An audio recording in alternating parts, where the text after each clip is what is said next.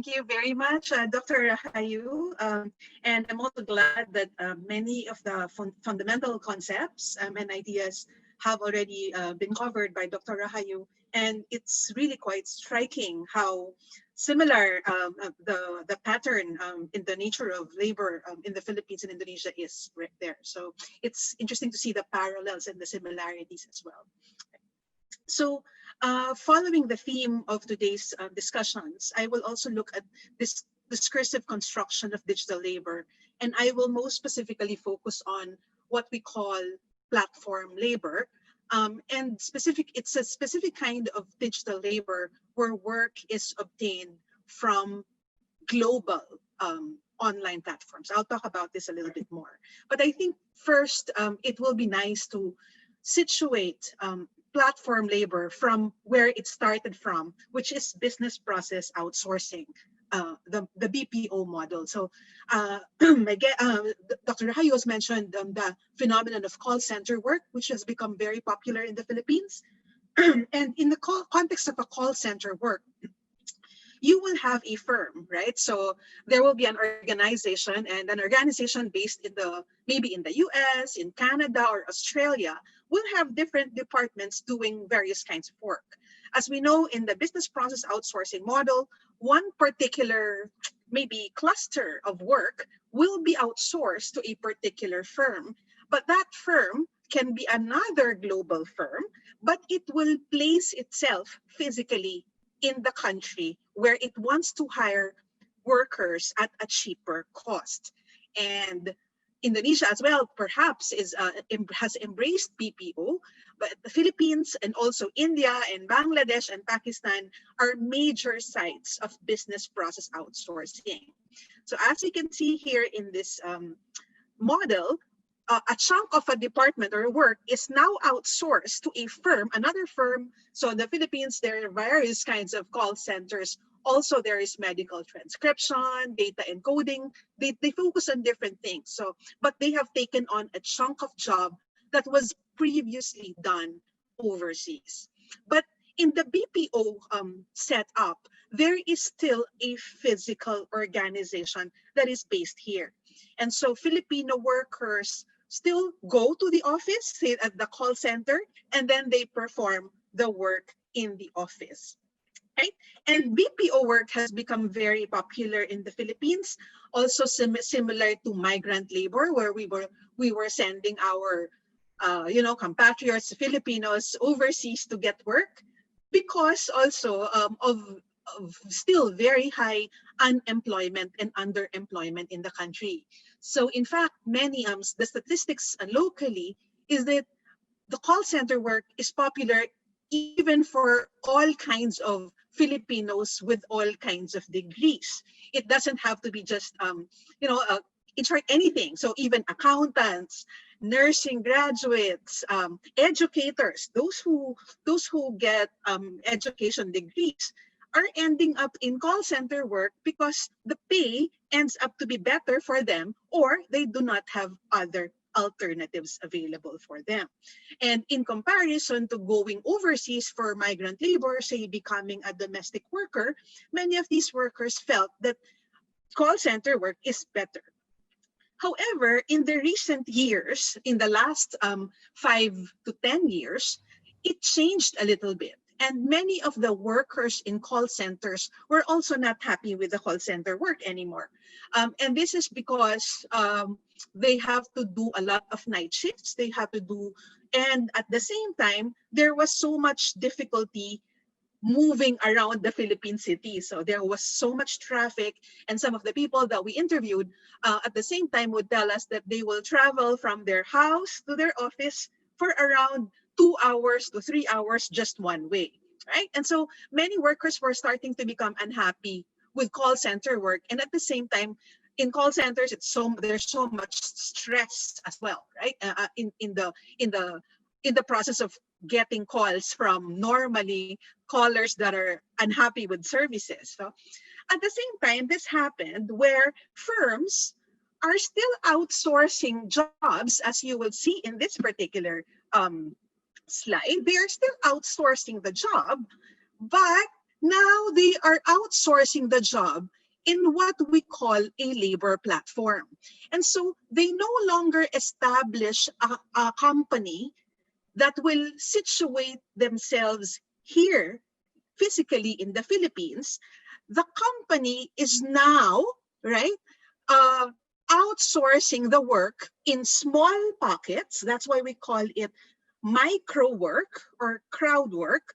So for example, they need someone to make the website for them. They will not hire an American or a Canadian to do the website. They will now place the job in the labor platform. They will post, hey, we want a web designer. Hey, we need an encoder. Hey, we need a secretary. Hey, we need an analyst. Hey, we need someone to design, to write our advertising strategies. And so they will post those jobs in these labor platforms. And then in these labor platforms, workers from the Philippines, maybe Indonesia, Bangladesh, India, Pakistan, etc., are now going to compete and bid for these jobs. And so just to make the picture a little bit bigger, one of these labor platforms is what we call Upwork. And so essentially the role of these labor platforms is to match a client based overseas with a worker based in any other part of the world. Most commonly, the client or the buyer of labor is coming from a rich nation, and usually the supplier of labor is coming from a less economically developed nation like the Philippines. And there are many different kinds of jobs that are available, ranging from software development. I also interviewed workers who do engineering work from the platform, but there is also the low-paid jobs like data entry, encoding, translation, etc., etc. Right. And of course, in the more recent phenomenon, I also noticed that some of the workers, Filipino workers, would be able to get maybe a big kind of a job, a big project from a labor platform, and then they will now outsource this to their friends, to their families. And so it has allowed the digital labor to expand its reach amongst many Filipinos. So for example, I get a big job from a client based overseas to maybe create a website and maintain it. Now, because the portfolio is a little bit big, maybe I will hire my friends, I will hire my husband, I will hire my neighbor to do some bits of the work, and then I end up employing them. And so it's creating a new labor arrangement in the Philippines as well. The other important thing that I want to emphasize is that because of the creation of this digital labor platform phenomenon, the firm here, as I was mentioning earlier, is not necessarily a big firm. This can be an individual, a small, or a micro business that is located in any part of the world. In fact, I interviewed some of the workers. Some of them are working with individual clients who are just starting to set up their businesses, meaning some of these firms or organizations also do not have a lot of money, and that's why they do not have the capacity to pay high.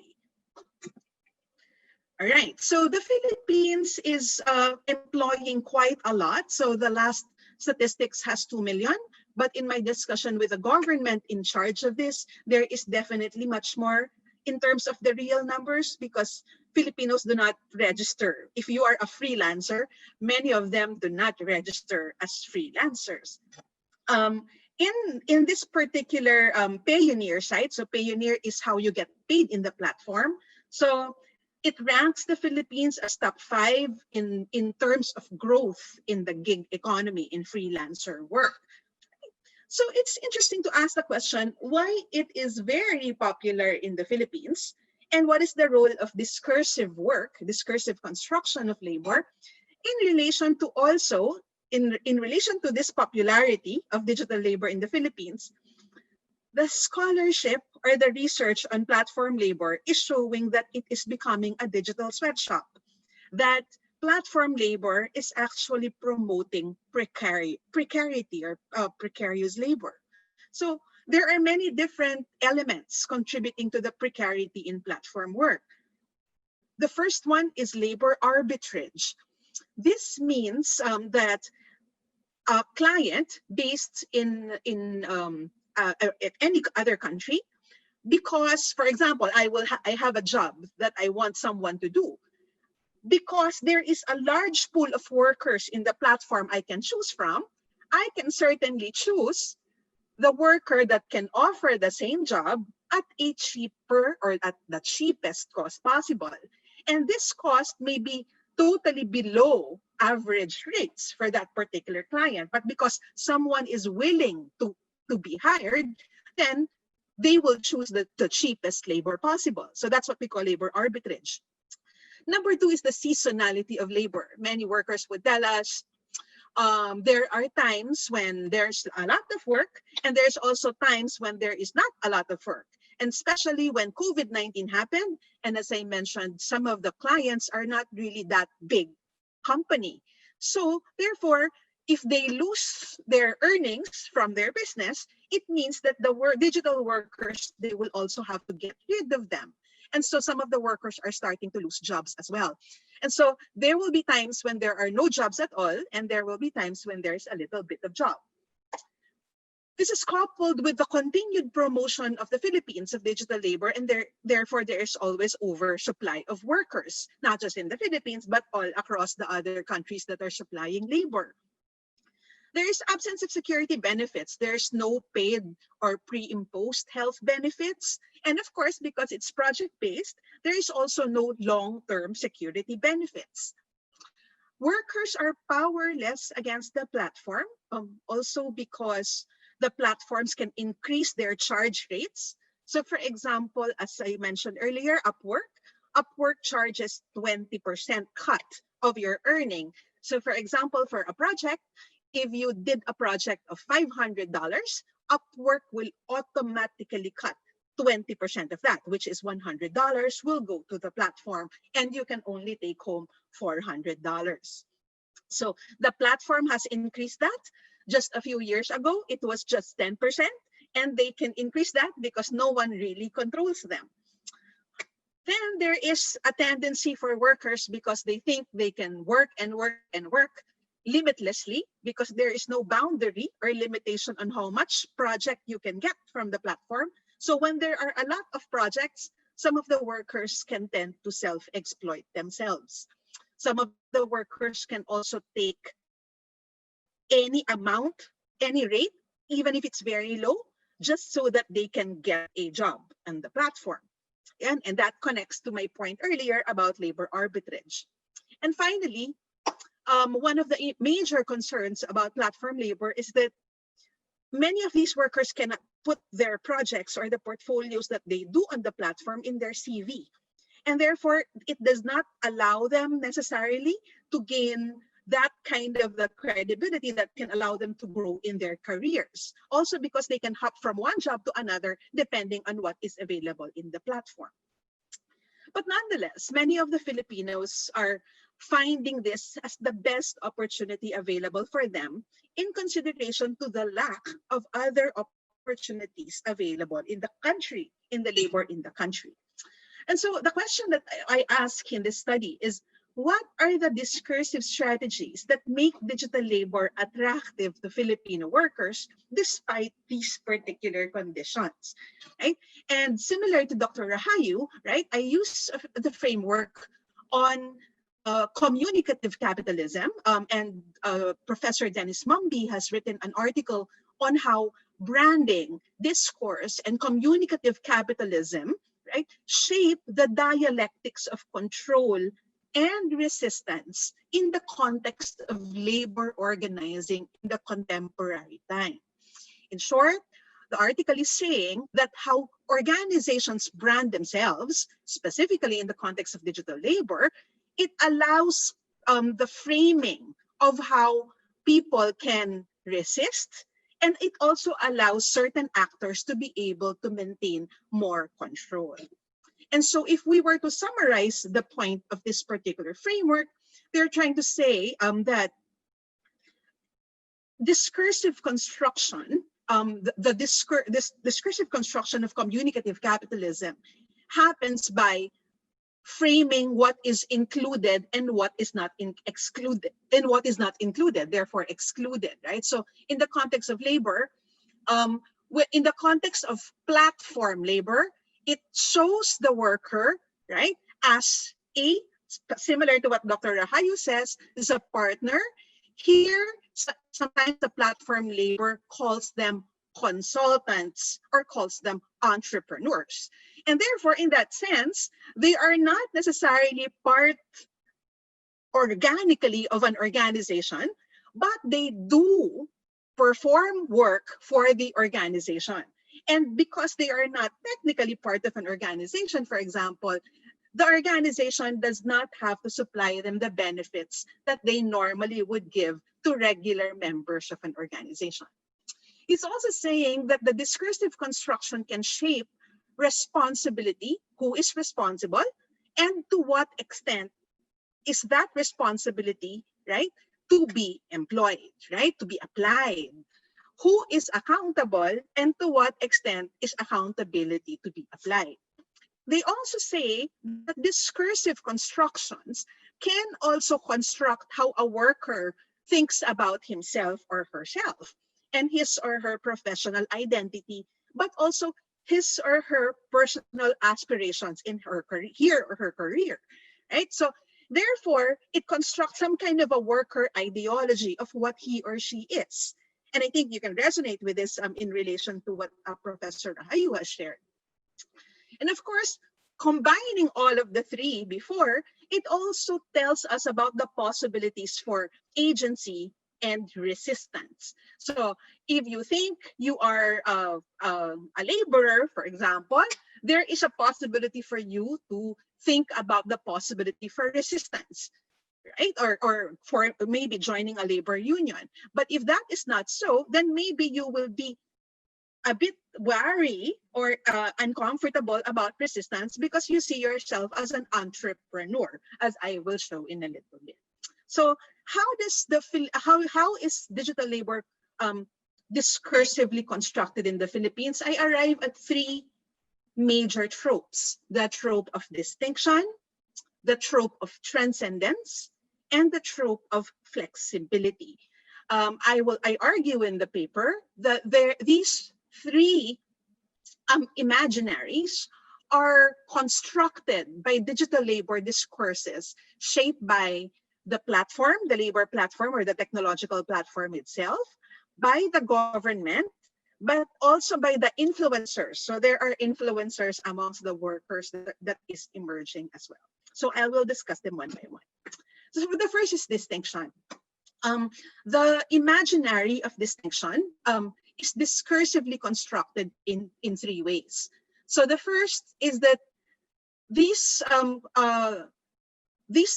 discussions tell the Filipino worker that platform labor matches the Filipino capacity. It's like, Filipinos are meant to be, right? They fit, right? They fit BPO, and therefore they fit platform labor because they speak English from childhood, because they are used to working with foreign workers, also because we export our migrant laborers quite a lot.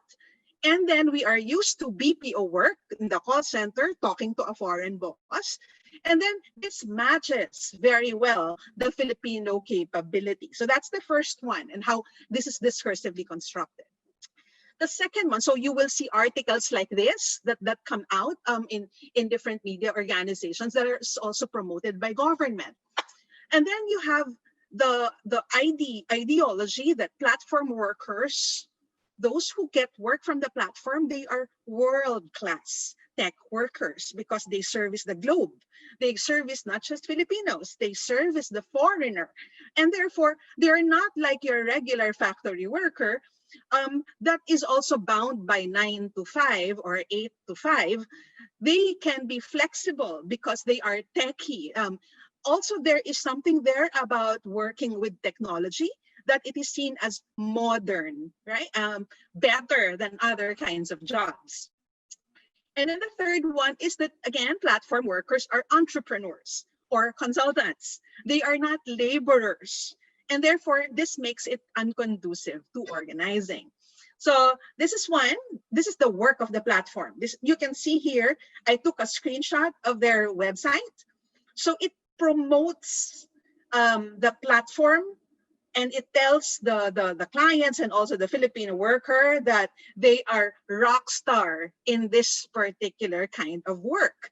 And so it also says that it's the #1 destination for outsourcing to the Philippines. So it's privileging the Filipino worker in this particular platform. Right? So it's kind of saying that, oh, yes, the Philippines is a good match if you want to get a worker for the platform.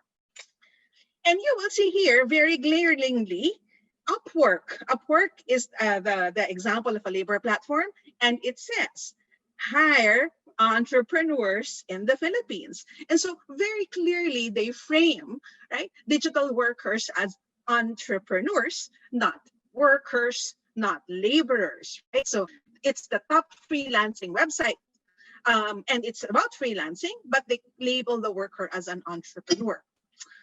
The government also promotes digital labor in a lot of ways. So they are trying to say that this is for rural impact. So they are promoting this across the country, especially in the rural areas. And they are saying that this will generate opportunities for the rural Filipino. The rural is the people coming from the provinces. Here, this one is in relation to saying that online jobs is good for those who want to earn $1. So again, this is connected to the idea of being wanting to become a dollar earner as a migrant worker, but this time you no longer have to go abroad. You can still earn your dollar, but you don't have to go outside of the country. And so they label the platform worker as the new overseas Filipino worker. It's OFW, but now it's online Filipino worker, right? So, but they still call them the new heroes, right? So it's like how they label the Grab driver during the pandemic as a hero, right? So here they also label them as heroes, even though many of the workers are actually in precarious conditions. And the interesting here is how the workers themselves embrace this ideology that they are distinct, and that it is time for them to harness the many opportunities of digital labor for the Filipino worker. And so here you can see this. YouTube is becoming a very popular space. Social media is becoming a very popular space for digital labor influencers. So coming from them themselves, they will say how they can earn more than they ever thought as workers because of their specialized quote unquote skills to be able to survive and thrive in this particular industry. So the second point that I wanted to emphasize is the trope on flexibility, right? So the interesting thing with platform labor is how many different actors are promoting it as a very flexible employment option. And this is often contrasted in relation to inflexible arrangements in traditional jobs, like in the regular office work, you have to go to your office. You have to work from a certain time to a certain time. You have to work with the same boss. Unless your boss resigns, you have to still work with the boss. You have to work with the same co-workers, whether you like your workers or not, right? So here in flexibility, the platform and also the government and also the influencers of the workers show the flexibility as an important edge or advantage of platform labor in comparison to other kinds of work. And that because it is a flexible kind of work, you can overcome the limitations of traditional employment. And especially for women, for many women workers, they highlight the attractiveness that they can work from home, and therefore they can perform leisure, and then they can continually promote caring for their family members while becoming economically productive. And so you can see here, this is the previous the up one is a tarpaulin that I took a screenshot, I took a shot of during an event. So work from the comfort of your home, but earn a competitive pay. And then also this platform is saying home is the new call center. So you don't no longer have to do your call center work and go there and waste time in traffic. You can now use your home as your call center. And government also discusses this using the media, right? So for example, this is a clip from the media. Home-based online work is becoming a viable option for Filipinos. So as I will argue later on, this highlights flexibility without really talking about the difficult conditions that are also embedded that makes platform labor actually inflexible in reality. So this is popular, this is taken up also because, as you will see here, this is a real photo, it's not fabricated. This is how bad traffic was before COVID-19. Now it's a little bit better because there are not many cars in the streets, but prior to COVID-19, it was really this bad. And if you are a regular worker, this is a train station. You have to do this every day, going to work and then going home to your house from work. And so for a regular worker, being free from this kind of trouble to go to work is really an important attraction. And this is an example of a blog by a worker, influencer. So how to become a digital nomad. And this is very, very common amongst the Facebook groups of the workers, showing them that you can be in the beach while you work, you can be anywhere when you work, right? And so showing the beach makes it very, very attractive for many of the workers, and having the imagination that it is actually all good. The work is actually all good. Influencers promote the flexibility. So as you see here, as a freelancer, I can work anywhere I want, anytime I want, as long as I have internet. Of course, in reality, there are different kinds of controls that make digital platform actually inflexible. So for example, many of the workers we talk to, there is what they call a work tracker, right? So this is a tracker that clients will require the worker to install in the computer, and so that they can monitor when the mouse is working, also because they are being paid per hour. And so the assumption of it being flexible is attractive, but in reality, there are controls embedded by the clients to be able to make sure that they are getting the best centavo for every hour paid of the worker. So it's an online system that monitors the movement of the mouse and the movement of the keyboard to make sure that the worker is working at a particular time that the client wants you to work. So the last one is the trope of transcendence. So the idea of transcendence is interesting because we see that the communicative force here is to show workers that it is okay to suffer. It is okay to perform hard work. It is okay to get paid low first, because eventually you can become successful and you can transcend, but you have to suffer first. And that is normal in platform labor. You have to overcome the difficulty and then you can become successful. Of course, many of the workers just suffer and suffer. They never achieve the success. But some of the influencers are able to achieve the success, and they kind of show that as an inspiration to many of the workers.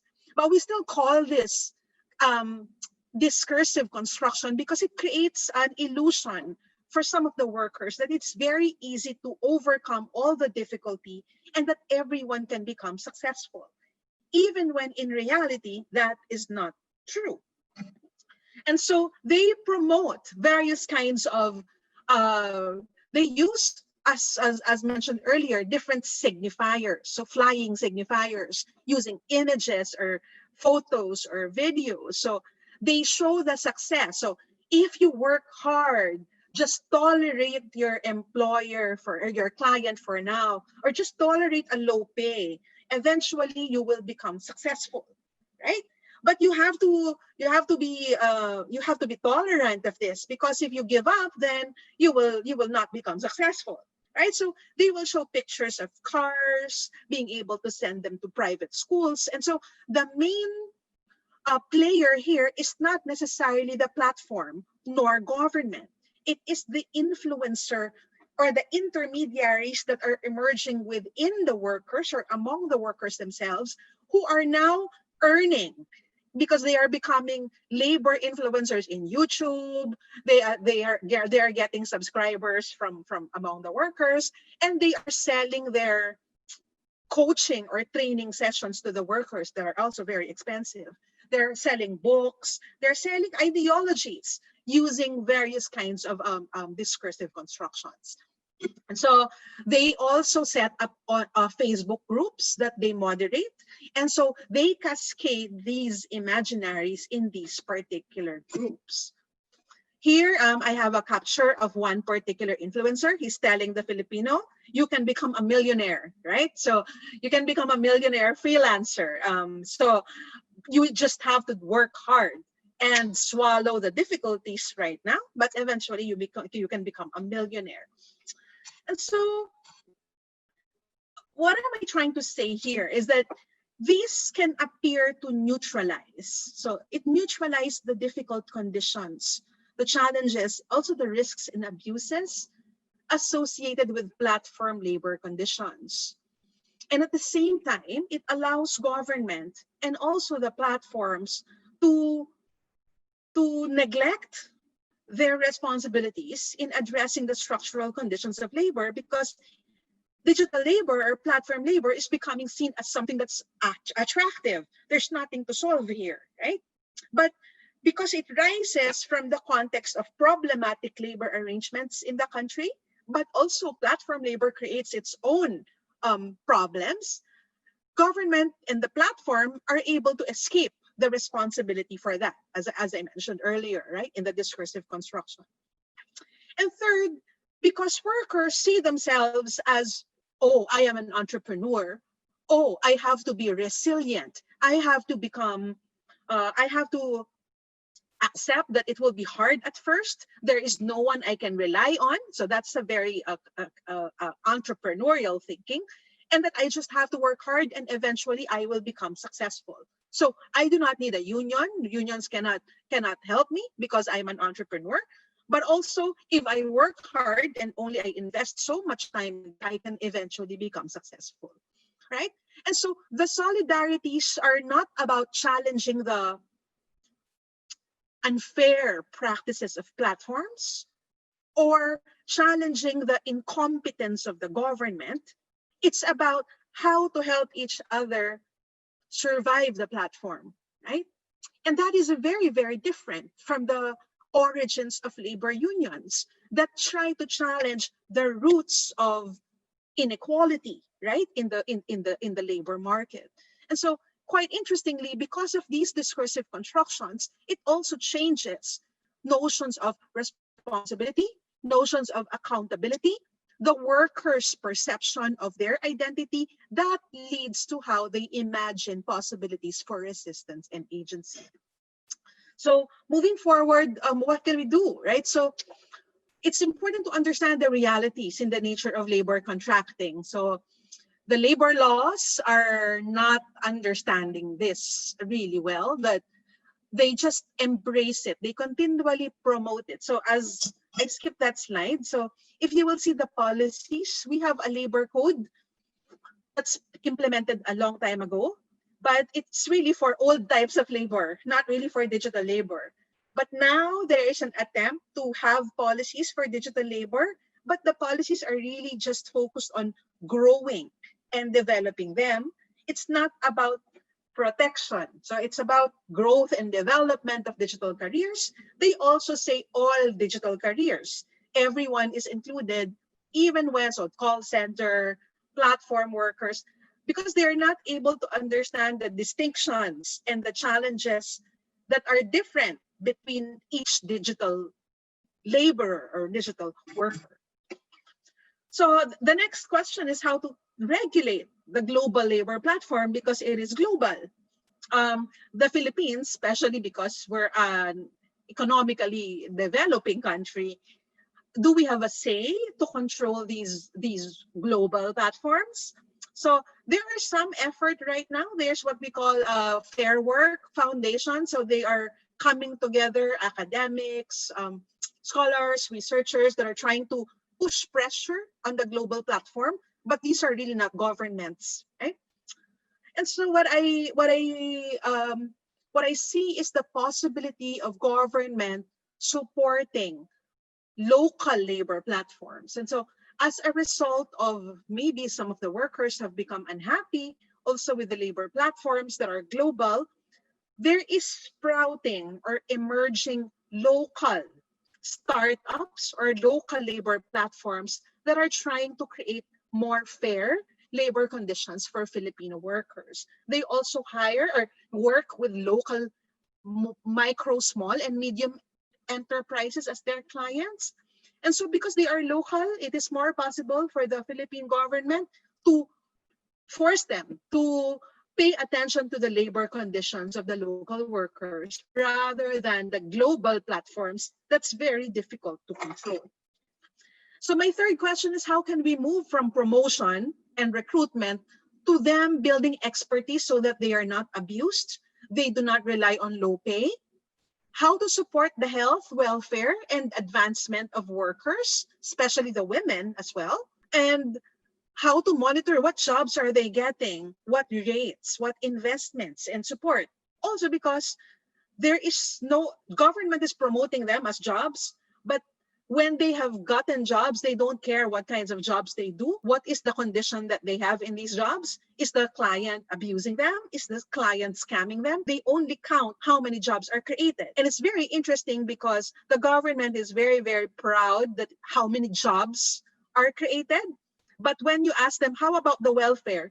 Well, they're not workers, but you count them in terms of the jobs that they create. But when it comes to welfare, you say you're not sure if they are workers. So it's again discursively constructed.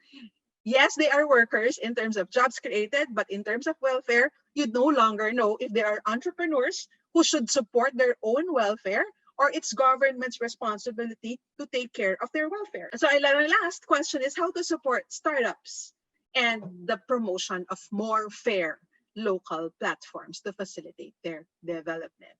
Right, so I will end there. Thank you very much.